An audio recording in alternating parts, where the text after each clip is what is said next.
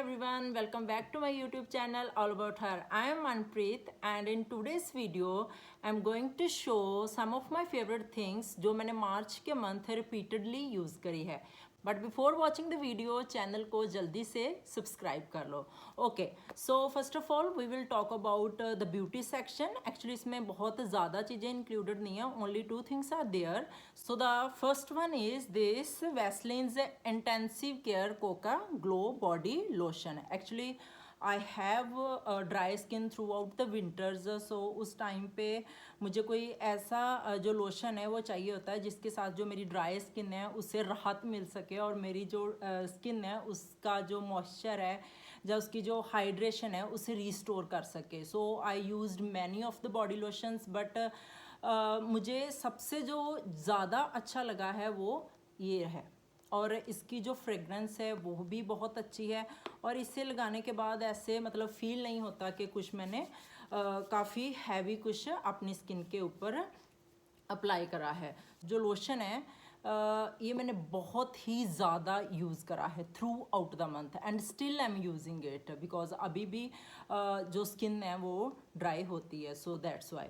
So this is the one. Okay, so the second one is this Maybelline's lipstick and the name of the lipstick is East Village Rose and the shade number is 676 and it is perfect brown shade for medium to dark skin tones. Even right now I have applied this one और इसमें जो ये brown के साथ हल्की सी rust और reddish जो इसकी टोन आती है ना, I love that.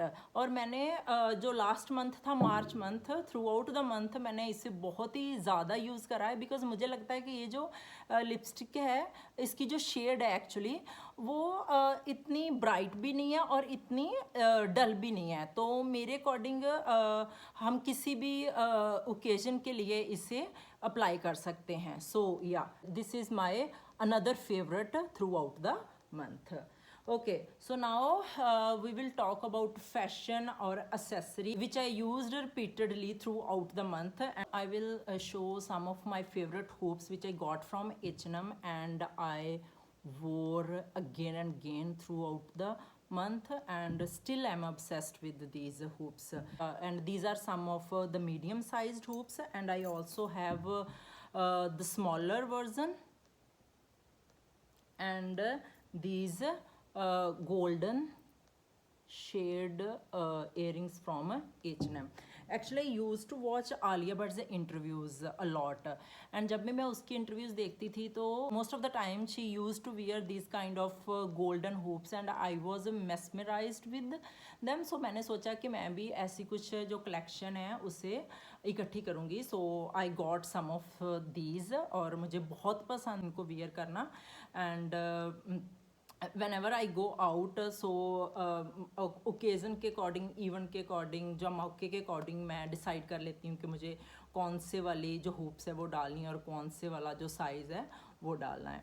So the next are these John Jacobs shades. See I just love its shape as well as its color. Actually I bought these in the month of Feb. मेरी friend और मैंने इकट्ठे दोनों ने bye करा था and उस time पे हमें कुछ डिस्काउंट मिला था बहुत अच्छा. सो हम लोगों ने दोनों ने इसे बाय करा था.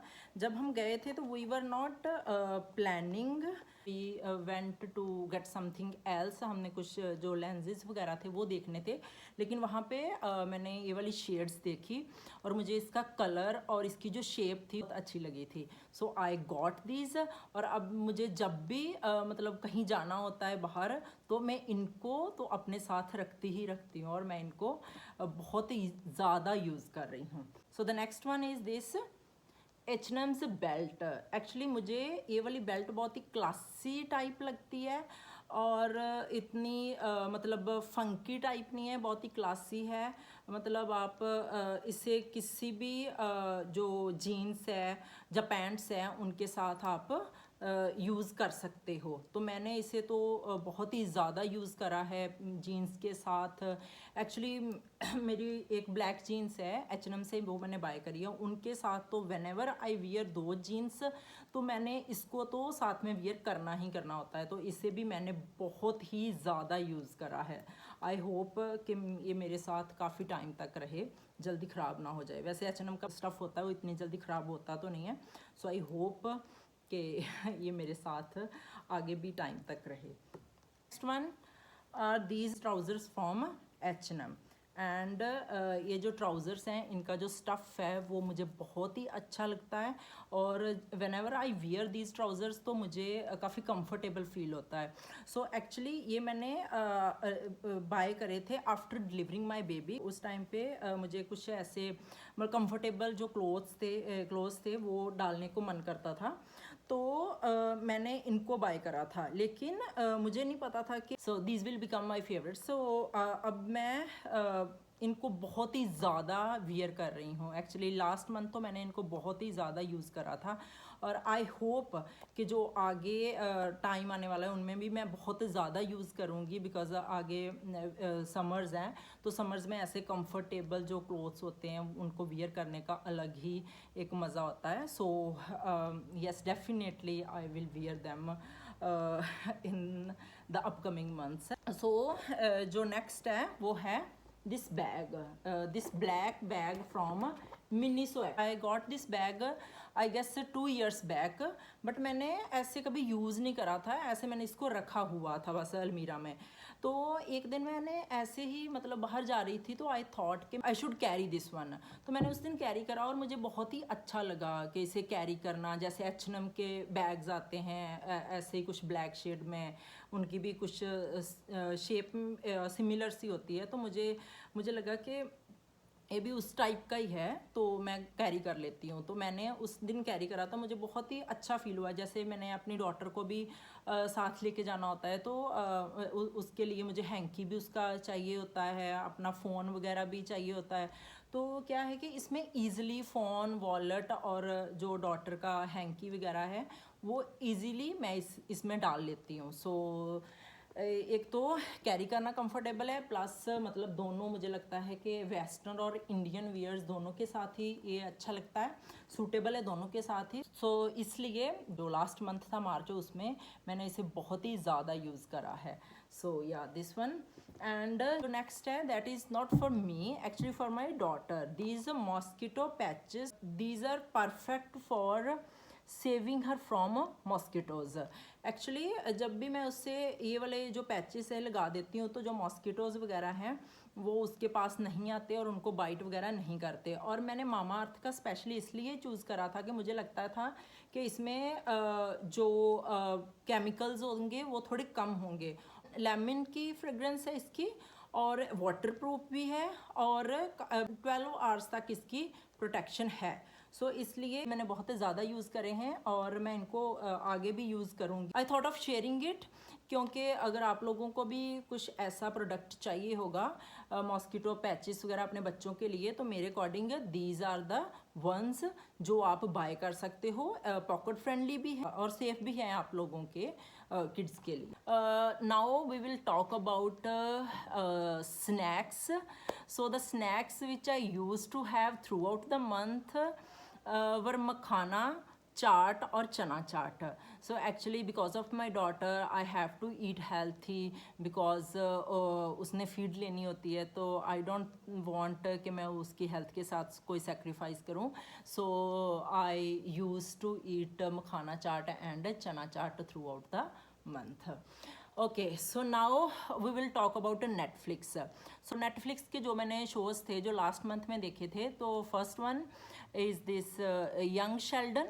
सो उसके जितने भी सीजन्स थे वो मैंने सारे देखे, बिकॉज क्या था कि पहले ना मैं यूट्यूब पे ना उसकी थोड़ी थोड़ी क्लिप्स देखती थी, तो मुझे मतलब वो किड और उसके जो एक्सप्रेशन थे, उसकी जो एक्टिंग थी, मुझे बहुत अच्छे लगते थे। तो मंथ मैंने सोचा कि मुझे इसको देखना चाहिए। सो मैंने उसके सारे सीजन्स थे जो वो देखे हैं। मुझे जो उसका मेन कैरेक्टर है शेल्डन, वो बहुत ही अच्छा लगा है, उसके एक्सप्रेशंस, उसकी जो एक्टिंग है, उसकी जो डायलॉग डिलीवरी है, मतलब एवरीथिंग वाज परफेक्ट। और इसमें इस शो का जो मुझे प्लस पॉइंट है वो ये लगा है कि इसमें हर एक की जो लाइफ है वो प्रेजेंट करी है, हर एक की जो पर्सनैलिटी है वो शो अच्छे से रिवील करता है। ये नहीं कि अगर उस यंग बच्चे के ऊपर शो है तो सिर्फ उसी के अराउंड ही होगा, मतलब उसके अराउंड तो है, लेकिन ये नहीं है कि सिर्फ और सिर्फ उसके ऊपर ही है, नहीं, उसकी जो सारी फैमिली है, जहाँ और भी जितने भी लोग उसके अराउंड है, उनकी सबकी जो पर्सनैलिटीज़ हैं उनको बहुत अच्छे से रिवील करा है। And the best thing which I learn from this show is कि जो लाइफ है उसको अच्छे से आपको इंजॉय करना चाहिए। और this I learn from young Sheldon's granny. So उसकी जो ग्रैंड मदर है वो ओल्ड है, लेकिन वो अपनी लाइफ को ऐसे नहीं जीती कि हाँ अब ओल्ड हो चुकी है तो अब उसकी लाइफ ही नहीं रही। So she lives her life to the fullest. So वो मुझे जो एक मैसेज है वो बहुत अच्छा लगा है। And the second one is Emily in Paris.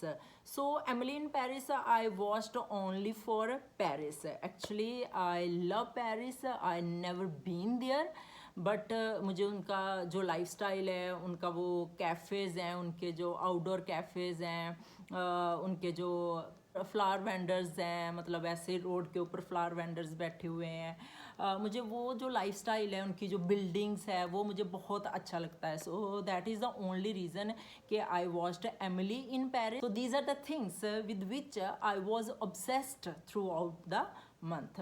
I hope you liked the video.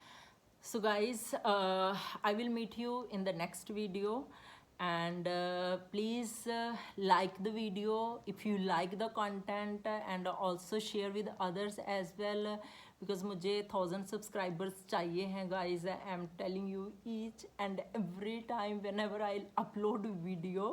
So okay then, bye, take care, see you soon.